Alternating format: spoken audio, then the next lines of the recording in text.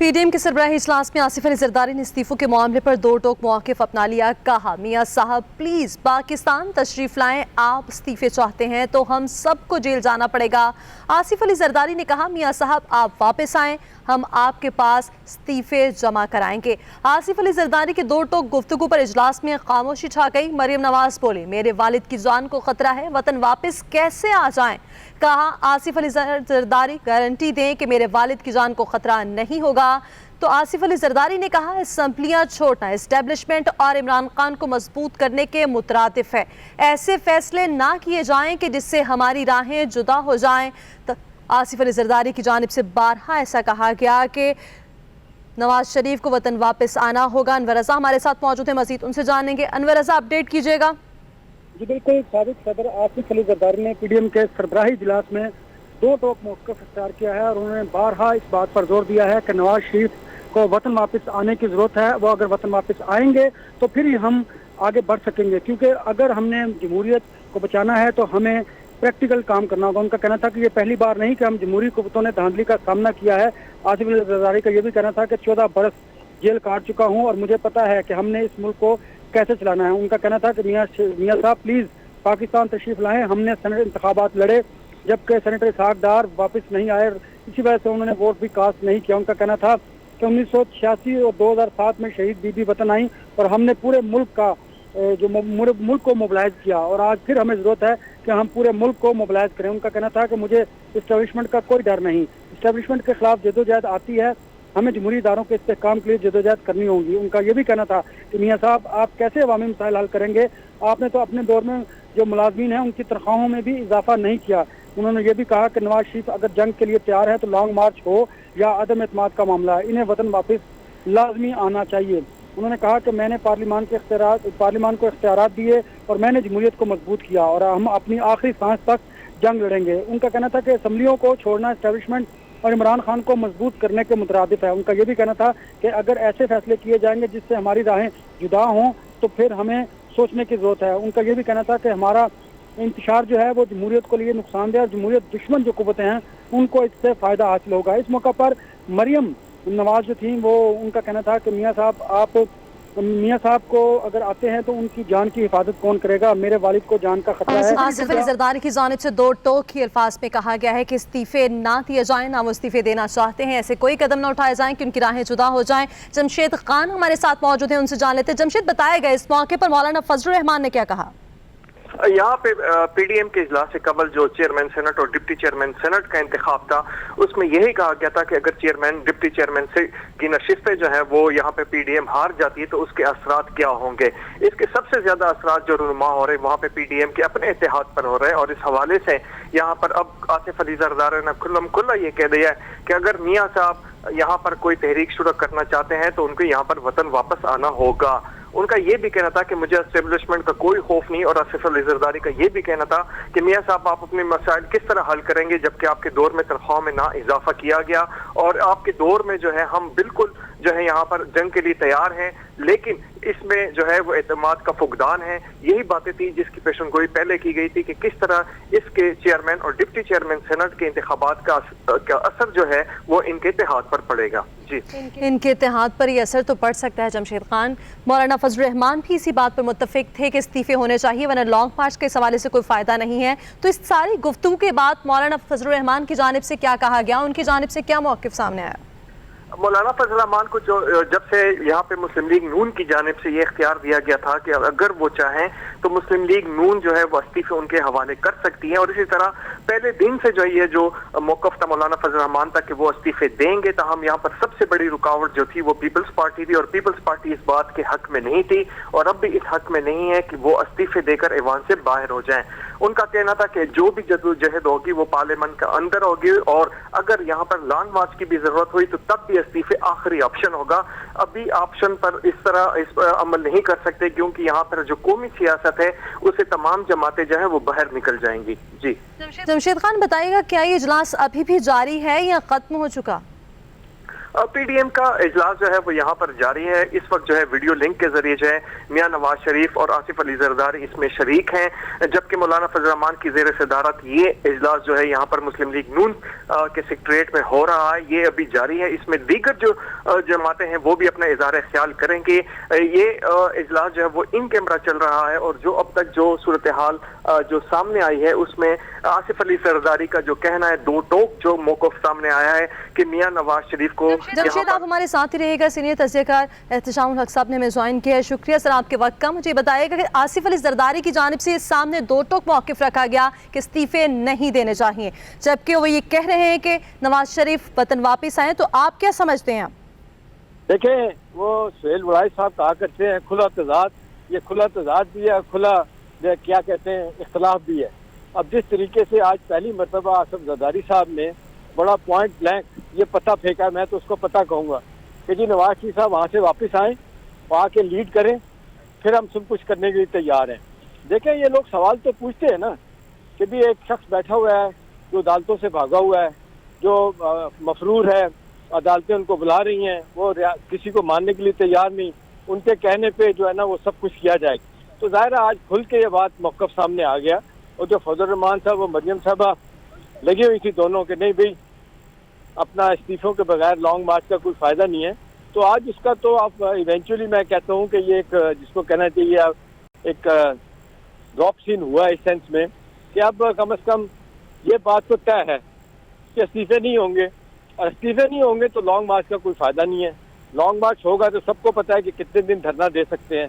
तो जो बहुत से हवाले से लोगों ने कहना शुरू कर दिया है, लिखना शुरू कर दिया है कि पीडीएम सियासी तौर पे जिस तरीके से अपना अखलाकी जवाब उन्होंने बड़ी शिद्दत से खोया, वही असम्बलियाँ जिनको जाली कहते थे उनसे सेंटर मुंतखब करवाए, और इसी तरह से बहुत से हवालों से जो कहते थे जी हम इलेक्शनों में हिस्सा नहीं लेंगे। आपने देखा उन्होंने बल्दियाती अब ये क्या कहते हैं ज़िमनी इंतखाब में भी हिस्सा लिया, बाकी जगहों पे भी हिस्सा लिया। तो मेरा ख्याल है ये वक्त आ गया है कि जरदारी साहब को खुल के कहना पड़ रहा जो आज पीडीएम की मीटिंग में कह दिया है। तो ये बड़ा कुछ जाहिर कर रहा है जी कि आने वाले दिनों में पीपल्स पार्टी बिल्कुल आसिफ अली जरदारी की जानिब से तो दो टोक मौक़िफ़ सामने आ गया है शामुल हक साहब, लेकिन अब आप क्या समझते हैं कि इसका पीडीएम इत्तेहाद पर कोई फ़र्क पड़ेगा? लेकिन जो इत्तेहाद पे फ़र्क पड़ेगा, आपको याद है कि जब पहली मरतबा ये बात आसिफ जरदारी साहब ने की थी और बिलावल साहब ने, तो धीरे धीरे धीमे धीमे लहजे में मुस्लिम लीग के लोगों ने कहना शुरू कर दिया था। और एक साहब है जिनका नाम है एहसन इकबाल साहब, उन्होंने खुल के कहा था कि पीपल्स पार्टी को पीडीएम से निकाल देना चाहिए, वो छोड़ के चले जाएं यहाँ पे। तो ये जिस तरीके से उनका मुतालबा सामने आया था, अब इसमें शिद्दत आएगी, क्योंकि जितनी डेस्परेशन इस वक्त मौलाना फजल रहमान के पार्ट पे है, मरियम के पार्ट पे है, वो इस तरीके से करने के लिए तैयार नहीं है। पीपल्स पार्टी किसी सूरत में भी जो है वो ये लाइन लेने के लिए तैयार नहीं। वो कहते हैं कि जमहूरियत की बका इसमें है, और फिर उनको ये भी नजर आ रहा है कि अगर इस तरह का इख्तलाफ किया गया तो फिर असम्बलियाँ जो है ना वो किसी हाथ में नहीं रहेंगी, अदारे किसी के हाथ में नहीं रहेंगे, पार्लियामेंट जो है वो बिल्कुल खत्म हो जाएगी। तो वो एक वार्निंग भी दे रहे हैं, पुराने सियासतदान है। तो मेरा ख्याल है जी आज दो बातें सामने आई हैं, एक तो खुल के इख्तलाफात और इस्तीफे पे पीपल्स पार्टी का मौक़िफ़, और दूसरा बैकफुट पे किया पीएमएलएन को कि आए नवाज शरीफ साहब पहले पाकिस्तान में बाहर बैठ के जिस तरह की सियासत कर रहे हैं हमारे लिए अनएक्सेप्टेबल है। तो ये दो बड़ी पार्टियों के दरमियान पीपल्स पार्टी और पीएमएलएन और फजल रहमान के दरमियान ये बड़ा वाज़ेह तौर पे इक़्तिदार सामने आया है, वह इख्तलाफात सामने आए हैं। तो अब बाजार ये लगता है कि पीडीएम की जो है ना मुश्किलात में इजाफा होगा। उन्होंने जिस तरीके से कैश करना था महंगाई को, वो उस तरह नहीं कर पाए। लेकिन इस इख्तिलाफ के बाद तो फिर वाज़ेह तौर पर ये दिखाई देता है कि पीपल्स पार्टी जो है वो इस इत्तेहाद से अलग हो जाएगी। देखिए, वो पीपल्स पार्टी तो इत्तेहाद से अलग नहीं होगी, ये तो आप ज़हन में रखेंगे। कभी भी वो कहेंगे हम नहीं, ये कोशिश करेंगे बाकी पार्टियां किसी तरीके से उनको लैदा करें, लेकिन हमें ज़हनों में रखना चाहिए कि नवाज शरीफ अकेले रह जाएंगे। मौलाना फजल रहमान की जितनी दोस्ती है जरदारी साहब से, वो कभी भी ये कदम नहीं उठाने के लिए तैयार होंगे कि जरदारी साहब को इस तरह नाराज करके उनको लैदा किया जाए। और दूसरी बात, फजल रहमान साहब को भी पता है कि जी चेयरमैनशिप उनको मिली है, एक छोटी पार्टी है उनकी, और उसके बाद दो बड़ी पार्टियां जो है ना उनकी बात को सुनती हैं, तो वो भी जाहिर सी बात है उनकी सियासत में भी बड़ा हर्फ आएगा, लिहाजा वो ये नहीं करेंगे। मेरा ख्याल है कि जो गेम प्लान नजर आ रहा है उसमें पीएमएलएन अकेली रहती नजर आ रही है। जिस तरह अदारों को टेक ऑन उन्होंने किया, जिस तरीके से स्ट्रॉन्ग रिएक्शन उन लोगों की तरफ से आया, वो मेरा नहीं ख्याल कि आगे चल के किसी सूरत में PMLN के लिए फ़ायदा होगा। और जो आज हम देख रहे हैं जिस तरीके से डेस्परेशन है मरियम के पार्ट पे, उनके बाकी लोगों के पार्ट पे, मियां जावेद लतीफ़ का कहना कि यदि मरियम को कुछ हुआ तो पाकिस्तान नहीं खपेगा, इससे पब्लिक में भी उनके लिए बड़ी हजीमत हुई है। ये इतना आसान काम नहीं है कि जरदारी ने बावजूद इस बात के कि इंटरनेशनल सतह की एक लीडर उसकी डेथ हुई, उसको मारा गया, इसके बावजूद उन्होंने कहा पाकिस्तान खपे। और जिस तरीके से कहा जा रहा है और जिस तरीके से इल्जामात लगाए जा रहे हैं कि मियां जावेद ने अपने तौर पर नहीं कहा, इनडायरेक्टली लोग कह रहे हैं कि मरियम ने और नवाज शरीफ साहब ने उनको ये सब कुछ कहने पे मजबूर किया। तो उस लिहाज से भी सियासी तौर पे, अखलाकी तौर पे ओवरऑल आप देखा जाए PDM की साख पे बड़ा जिसको कहते हैं उनको धचका लगा है। और अब तो जिसको कहना चाहिए कि मरियम साहबा भी सोचेंगी कि क्या करना है, क्योंकि उनका ख्याल था इस्तीफे देने के बाद हुकूमत मजबूर हो जाएगी। ये भी दाना फेंका गया कि चलें जी कौमी असम्बली के इजलास से पहले इस्तीफे देते हैं, आखिर में सूबाई असम्बलियों से इस्तीफे देंगे। उसको भी जरदारी साहब ने रिजेक्ट कर दिया। तो मेरा ख्याल है इख्तलाफात खुल के सामने आ गए और ये PTI के लिए खुशाइन बात है कि ये आप क्या समझते हैं आगे लॉन्ग मार्च के लिए इनका क्या लाहे अमल होगा, क्योंकि दोनों जमातें अलग अलग पेज पर नजर आ रही हैं? देखिए 26 मार्च का लॉन्ग मार्च इन हालात में मुझे नजर नहीं आ रहा कि इस तरीके से आगे जाएगा, क्योंकि अगर इस स्टेज पे इख्तलाफात हो गए हैं एक पार्टी, और आप देख लें बार बार फजल रहमान साहब कल भी उन्होंने कहा, चंद दिन पहले भी कहा, और फिर कल मरियम साहबा ने भी कहा कि जो इस्तीफों के खिलाफ पार्टी उनको मनाने की कोशिश करेंगे, इसका मतलब है वो नाकाम होगी उनको मनाने में। ये सब कुछ फिजल आउट हो गया। लिहाजा लॉन्ग मार्च के अब 26 को होना, धरना देना, कौन लोग लेके आएगा? देखें पीपल्स पार्टी PMLN के तो वर्कर नहीं है, सपोर्टर दूर हैं, वोट देते हैं। ये बंदे फजल रहमान साहब लेके आए हैं, लेकिन फजल रहमान साहब को लोगों ने कहना शुरू कर दिया again he is a loser. और आप देख लें हाफिज हुसैन अहमद साहब जिनकी पार्टी छोड़ गए, वो कहते हैं पहले भी फजल रहमान को मामू बनाया गया, फिर मामू बनाया जाएगा। तो मेरा ख्याल है उनको भी अंदाजा हो रहा है कि चीजें उनके हक में नहीं है। सबसे अहम बात है जी कि जिस तरीके से आप अदारों को ललकारेंगे, ब्रिंग देम इन डिसरिप्यूट वाली बात होगी, तो कोई भी इसको एक्सेप्ट नहीं करेगा। तो वक्त आ गया कि आपस में बैठ के कोई रास्ता ढूंढें, इलेक्टोरल रिफॉर्म्स की तरफ जाएं। ये सियासी दुश्मनी जो जाती दुश्मनी बदल गई है, इसको खत्म करें। इस हवाले से मैं जरूर कहूंगा। एहतिशाम साहब, जरदारी साहब की जानिब से एक ये भी बात सामने है, उनकी जानिब से कहा गया कि असम्बलियों को छोड़ना, अगर छोड़ा जाएगा तो इस तरह आप इस्टेब्लिशमेंट को और वज़ीर-ए-आज़म इमरान खान को मजीद मजबूत करेंगे। देखिए उन्होंने ये लफ्ज़ जो कहा है ये दोनों तरफ जाता है। एक तरफ इस्टेब्लिशमेंट की सपोर्ट में है, दूसरी तरफ किसी तरीके से PMLN को स्पेसिफाई करना, फजल रहमान साहब को कहना, इनडायरेक्टली यही कहना कि भी जो रास्ता आपने इख्तियार किया है ये सुसाइडल पाथ है, यहाँ पे जाके सियासी मौत ही होगी, आपको कोई हासिल नहीं होगा।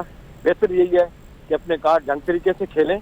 और जिस तरह जरदारी साहब ने दूसरे ओकेजन पे अपनी बात बनवाई थी और साबित भी किया था, ठीक है गेम प्लान उलट हो गया।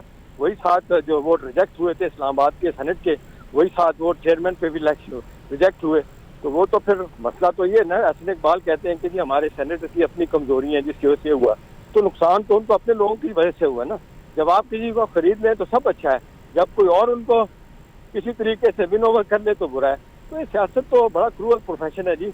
इसको नवाब नसरुल्लाह मरहूम कहा करते थे कि तबही मौत एक दफ़ा बंदा मरता है, लेकिन सियासत में रोज़ मरना पड़ता है। तो ये सब कुछ सहना पड़ेगा।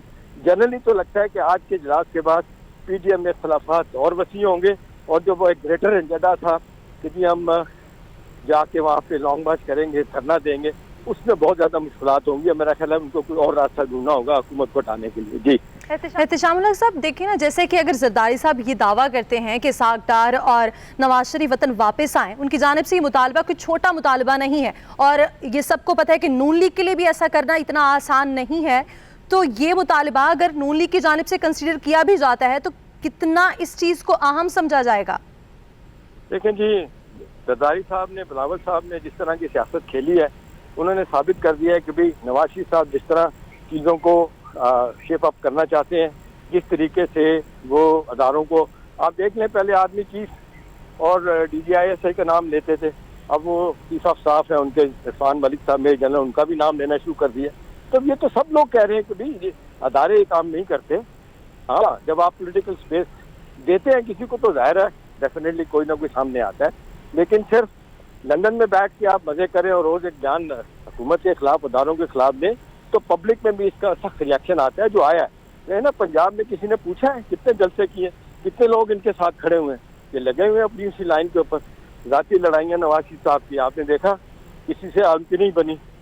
आप साथ आप देख लें, वो जो आर्मी चीफ थे उनकी लड़ाई हुई, 3 सदरों से उनकी लड़ाई हुई, 4 उनके चीफ जस्टिस देख रहे मुल्क के, उनके साथ लड़ाई हुई।